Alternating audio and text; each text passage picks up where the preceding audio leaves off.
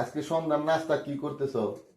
আজকে সন্ধ্যার নাস্তা রেডি হচ্ছে। মেয়ে বলছিল যে বাঁধাকপির পাকোড়া খাবে, তাই আজকে বাঁধাকপির পাকোড়া। এটার মধ্যে কি কি দিছি জানো? দিয়েছি ডাল। অনেকে বাঁধাকপির পাকোড়া বানায় হইলে যে দিয়া বেসন দিয়া।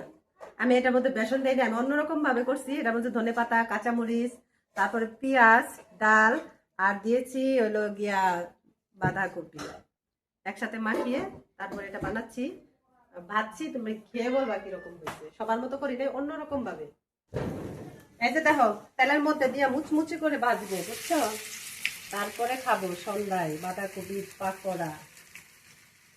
খেয়ে বলবা কিরকম হয়েছে।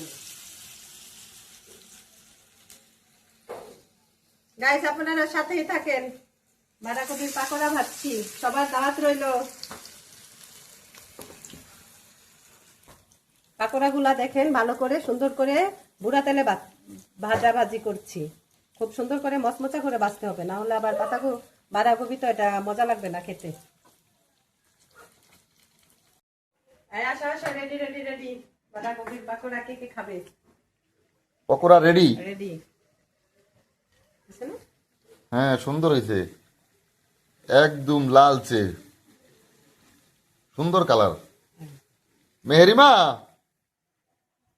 আসো দেখো। মেহেরিমা, পকোড়া খাইবা না? তুমি দিদি নখ খাইতেছ।